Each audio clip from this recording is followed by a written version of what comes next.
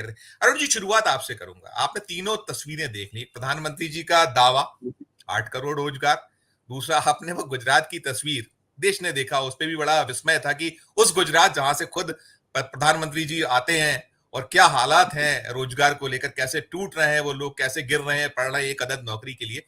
और तीसरा ये पन्नालाल शाख साहब का बयान कि आप एक पंचर की दुकान खोल लीजिएगा। कैसे एलोबरेट कीजिएगा वो प्रधानमंत्री जी का दावा और भारतीय जनता पार्टी के विधायक का ये कहना कि पंचर की दुकान खोल लीजिए। प्रधानमंत्री जी ने कहा था कि वो पकौड़े तलना भी रोजगार है। सब कैसे कनेक्ट करके आप, क्या आपकी प्रतिक्रिया होगी अरुण जी? संजीव जी, सबसे पहले तो मैं प्रधानमंत्री से ये पूछूंगा कि अगर 8 करोड़ रोजगार पिछले 3-4 साल में बने हैं तो फिर 80 करोड़ लोगों को मुफ्त में भोजन क्यों दे रहे हो? वो कहां गए? 72 करोड़ करो ना, 8,000 कम करो।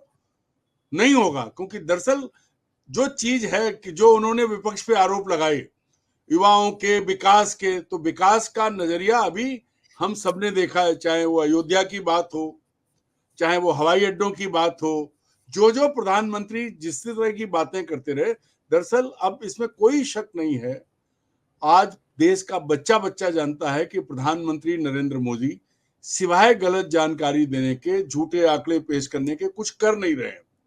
अगर आप देखना शुरू करें तो किसानों की बात हो, फौजियों की बात हो, देश में कर्मचारियों की बात हो, आम आदमी की बात हो, कहीं किसी मुद्दे पर एक भी तथ्य के साथ जानकारी अब उन्होंने कह दिया तो आप मान लो, क्योंकि रिजर्व बैंक के आंकड़े सतही जमीन पर क्या है उसे देखना चाहिए।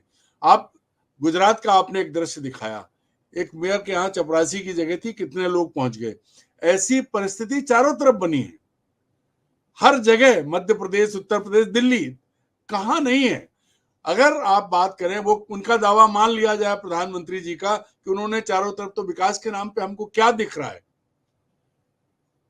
बड़ी बड़ी विशालकाय मूर्तियां दिख रही हैं, टूटते बांध और सड़कें दिख रही हैं, बंद होती सुरंगें धंसती हुई दिख रही हैं।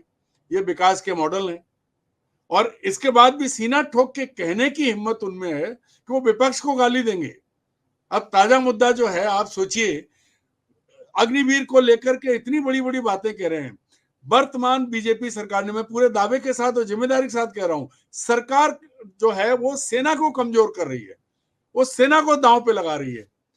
उसके बाद दावा यह है कि अग्निवीर के लिए, अरे अग्निवीर, आप दुनिया का, देश का जो थिएटर बन रहा है, दुनिया में आर्मी का जो लड़ाइयां चल रही हैं, रूस जैसा देश, छोटे से देश यूक्रेन को नहीं हरा पा रहा है, 2 साल से ज्यादा हो गए। और आप इतने बड़े देश हो, आपका दुश्मन आपके सबसे सामने खड़ा है, वहां आप सामान्य सैनिकों की जगह पार्ट टाइम सैनिक भर्ती करना चाहते हो। अब इससे लगातार हमारे देश में आतंकवाद है, सब दुनिया जान रही है। तो सबसे पहले आप उस युवा का सपना मान रहे हो जो फौज में जाता है तो कम से कम 15 साल की नौकरी के लिए। मोदी जी इस पर कोई बात नहीं करेंगे, वो कहानी सुनाएंगे।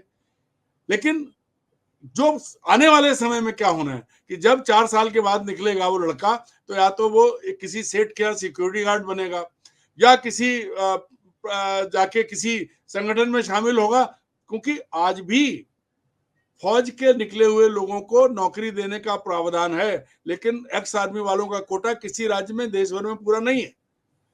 तो ये जो कर रहे हैं, उन्हें कहना है, वो जो बोल जाएं सो बोल जाएं। वास्तविकता ये है कि पीएम को जमीनी हकीकत नहीं मालूम है, और वो जब एक सुर में बोलते हैं, दरअसल उनके, वो जब चलते हैं तो हमने छोटेपन में घोड़े के तांगे को देखा, वो सामने यूं देखता है ऐसे, वो इधर उधर नहीं देखता है। तो उन्हें जो कहना है वो कहते चले जाते हैं, विपक्ष को गाली दे देंगे। लेकिन जो जो आपने दावे किए हैं कश्मीर से कन्याकुमारी तक, उन पर आके पॉइंटेड बात कर लीजिए ना, एक एक मुद्दा देके। आप क्या बात करेंगे? क्योंकि आपके पास अब अयोध्या में राम मंदिर अभी सबसे बड़ा मुद्दा था। क्या स्थिति है वहां की? 68 करोड़ रुपए की लागत में 1 किलोमीटर जो सड़क बनी वो धसी हुई है, राम मंदिर टपक रहा है। और दावा अगर प्रधानमंत्री का सुनो तो भव्य, उससे ज्यादा कुछ हो नहीं सकता। जो बात कही पन्नालाल शाक्य ने, मैं कहता हूं कि उनसे ज्यादा उन्हें सम्मानित करना चाहिए, उनसे ज्यादा साफ गोई वाला विधायक नहीं मिलेगा। बड़ा देखिए, कॉलेज का नाम देखिए, पीएम कॉलेज ऑफ एक्सीलेंस, जी। अब भाई हम सब मित्र जानते हैं कि पीएम की एक्सीलेंस किसमें है। खुद पीएम कह चुके हैं कि वो अनपढ़ है। अब अनपढ़ के नाम से अगर एक्सीलेंस में जाएगा तो आदमी कहाँ जाएगा। इससे बढ़िया तो भाजपा विधायक ने कहा कि आप पंचर की दुकान खोल लो, बिल्कुल। उससे ज्यादा बढ़िया है। वाह, अच्छा है कि उसने नाले की गैस पे दुकान खोलने की, चाय की दुकान खोलने की बात नहीं की। उसने 2AB भी नहीं गिनाया, वो उसे असलियत मालूम है। तो सबसे बड़ी चीज ये है कि किसी भी स्तर पर हम सब जानते हैं, आंकड़े तो कल को कोई भी आके कोई भी आंकड़ा दे सकता है। अब नई चीज ये है कि प्रधानमंत्री अपनी बात से पीछे नहीं हटते, चाहे कुछ भी हो जाए, कितना भी नुकसान हो जाए, कुछ भी हो जाए, बर्बाद हो जाए, लड़कियां रोती रहीं, लेकिन ब्रजभूषण शरण सिंह के खिलाफ कोई कार्रवाई नहीं हुई तो नहीं हुई। ऐसे ही वो जितने आरोपी लोग थे अलग अलग चीजों के, देखो किसी के खिलाफ कोई कार्रवाई, क्योंकि गुजरात में पुल टूटा था, क्या हुआ, अभी मरे हाथरस में 122 लोग, किस पर आई बात, नहीं कोई बात नहीं है, बस उन्हें गाली देनी है, विपक्ष को देनी है और झूठे आंकड़े देने हैं। अगर नौकरियां और रोजगार होते तो आज अखबारों की खबरें अगर हम और आप देखें, सब लोग जानते हैं रोज आत्महत्या के आंकड़े युवाओं में बढ़ रहे हैं। बिल्कुल बिल्कुल बिल्कुल लेकिन बिल्कुल। इस पर प्रधानमंत्री बात नहीं करेंगे, जी क्योंकि जी। उन्हें जो है, उन्होंने आज बात कही कि इतने रोजगार हो गए, तो फिर अगर 8 करोड़ रोजगार मिले हैं तो हम लोग सब अलग अलग राज्यों से हैं, कहीं हमारे किसी राज्य में कोई तस्वीर बदली? नहीं, नहीं। हम मध्य प्रदेश में बैठे, हम दिल्ली को भी देखते हैं, उत्तर प्रदेश को भी देख रहे हैं। आज जो सबसे बड़ी बुरी चीज है वो है बीजेपी शासित राज्यों में भ्रष्टाचार। बेरोजगारी खत्म नहीं हुई, भ्रष्टाचार बढ़ गया है। अगर आपको लगता है कि आप युवाओं का भला करना चाहते हैं तो आपने पहला काम क्या किया, जोर शोर से लाए अग्निवीर योजना। 15 साल की नौकरी कम से कम होती तो उसे 4 साल पे ले आए। इसके बाद आप जो है बात कर रहे हैं तो क्या दे रहे हैं युवाओं के लिए, आपके पास क्या है देने को? कोई नई चीज नहीं है। आप उन्हें बिल्कुल रोजगार, अनंत जी। रोजगार के साधन नहीं दे पा रहे हैं। और मध्य प्रदेश में दावा किया गया था इंसेंट, जो अप्रेंटिस जो रहता है उसको स्टाइपेंड मिलता है, उसको रोजगार में शामिल कर दिया। तो बात अभी हुई, अभी आईआईटी की बात हुई, हम तो वो आंकड़े ये निरंतर देख रहे हैं, सभी से मैं वो जवाब और चाहूंगा। माफी चाहूंगा यानी सर, बीच आज में तो हालत ये है कि आईआईटी आईआईएम के बच्चों को भी रोजगार नहीं मिल रहा है। नहीं मिल रहा। मैं वही वही सवाल कि आईआईटी में भी बेरोजगारी है, नहीं मिल पाया वो, अब उनको प्लेसमेंट्स नहीं हुए आईआईटी करने के बाद, इतनी महंगी शिक्षा। तो उसने गलत क्या कहा वो जो विधायक कह रहा है कि छोड़िए साहब, और कितने मुश्किलात से माँ बाप पढ़ाते हैं। और इन सब के अलग जो दूसरी तस्वीर ये है कि आप ये कह दें पकौड़े तलिए, आप ये कह दें कि हमने 8 करोड़ रोजगार दे दिए, तो जो कब तक ये जो इस तरीके से, मुझे लगता है कि अब शायद जो अभी बात कही कि लोगों ने समझना शुरू कर दिया है, ये जो आप दावे करेंगे या इनके खिलाफ ही सब चीजें जानी, और शायद अब बदलाव की दौर की शुरुआत हो गई। अभी बेलाल जी ने भी कहा, ऐसा मान लिया जाए कि अभी झूठे आंकड़े झूठे दावे अब शायद आगे चलने नहीं वाले हैं। सबका मैं जवाब चाहूंगा इसी पे। अरुण जी। संजीव जी, पहली चीज मैं ये कहूंगा कि जो डरपोक होता है, जो डरा हुआ होता है, वो झूठ बोलता है। अब 3 चीजों की बात करते हैं। विपक्ष ने इंडिया नाम से गठबंधन बनाया तो भारत की सरकार ने इंडिया का नाम बदल के भारत कर दिया। कोई और कारण नहीं था, इंडिया गठबंधन था।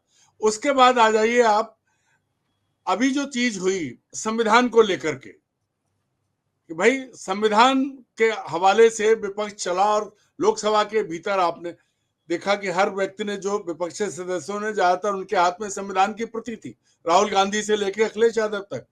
तो बदले में क्या मिला कि 25 जून निकलने के बाद जुलाई में आके उनको संविधान हत्या दिवस, वो भी गजट नोटिफिकेशन के साथ।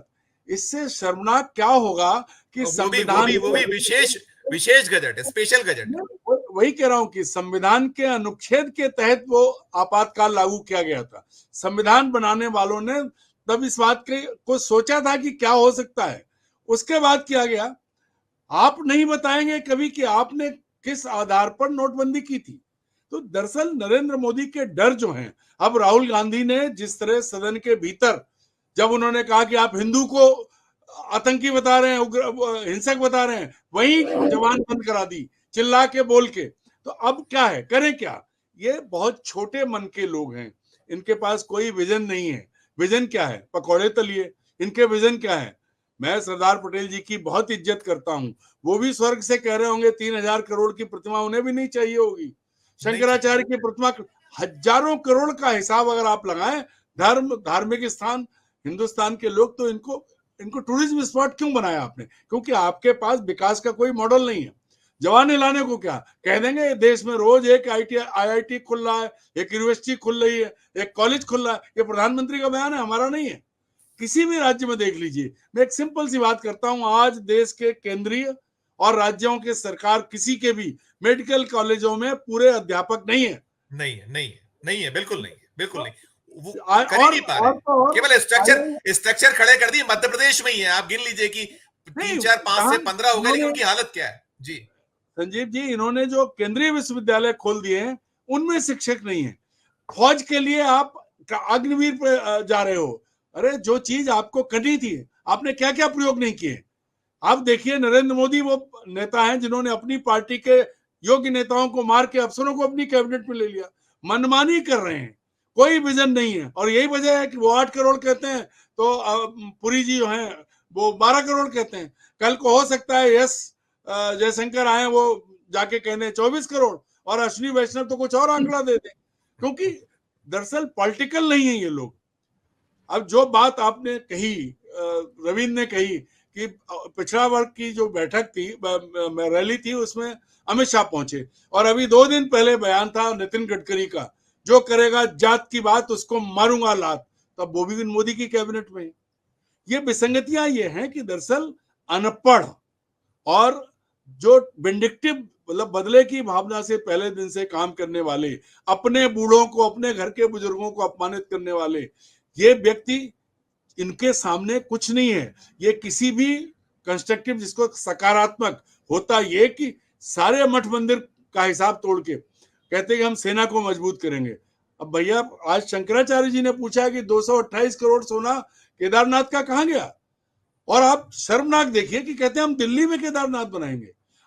अस्पतालों में दवाइयां नहीं है, स्कूलों में टीचर नहीं है, डॉक्टर नहीं है, फौज में अफसर पूरे नहीं है, और आप क्या कर रहे हैं? आप केदारनाथ बनाने की बात कर रहे हैं। कायदे से तो अगर जिम्मेदार, देखिए विपक्ष को महाकाल लोग बना रहे हैं, आप पता मतलब क्या क्या बना रहे हैं। महाकाल का आप पूरा मध्य प्रदेश के तो हर शिवराज सिंह चौहान, देवी लोग तो पुण्य लोग तो क्या क्या लोग, और क्या कहें आप, किसकी बात करें। कई बार ये होता है कि अरे किसी भी चीज पर आप टिको, जो जरूरी है। बुजुर्गों को रेलवे में जो रियायत मिलती थी वो आपने बंद कर दी, नाम बदल दिए रेलों के। हालत ये है कि प्राइवेट कर दिया है सारा। मैं वंदे भारत एक्सप्रेस में पिछले हफ्ते चला था, गाड़ी खड़े होकर चलने के टाइम आ गया, सफाई नहीं, बोले साहब आज लोग छुट्टी पड़ते इसलिए नहीं हो पाया, क्योंकि कॉन्ट्रैक्टर का कुछ बिगड़ना नहीं है। तो क्या किया है नरेंद्र मोदी ने? ये किया है कि मंदिर में काम करा लो, अयोध्या में राम को ले आओ, केदारनाथ की सड़कें बना दो, जो उत्तराखंड बर्बाद हो रहा है। कहीं भी भाखड़ा नंगल बांध के लिए नेहरू जी ने कहा था वो मंदिर है। इनके लिए क्या मंदिर है? इनके लिए कौन सी चीज मंदिर होती है? ये जब बात करेंगे तब बात करेंगे कि मंगलसूत्र से लेके और आपकी भैंस खोलने तक। कभी भी सकारात्मक बात करते हुए आपने सुना? विपक्ष को लेके इतना भयभीत क्यों? देश की जनता ने आपके साथ खड़े होकर आपको बहुमत दिया, स्पष्ट बहुमत दिया। अब जरा से कम हुए, और अभी भी ये जो है, मैं तो दावे के साथ कहता हूं, मुझे विश्वास है कि अगर केचुआ, केंद्रीय चुनाव आयोग ने अपनी हरकत नहीं की होती और कलेक्टरों ने उत्तर प्रदेश और मध्य प्रदेश में, तो ये आंकड़ा भी बहुत नीचे होता। तो आज जो तीसरी का सीना ठोक रहे हैं और ये जो झूठ जनता को परोस रहे हैं कि 8 करोड़ रोजगार, सामान्य मान लिया हमने, तो फिर वो 80 करोड़ में से 8 करोड़ कम करिए ना। वो क्यों नहीं कर रहे हैं आप? क्योंकि झूठ बोलना प्रधानमंत्री की आदत है, और ये हमारे देश का दुर्भाग्य है।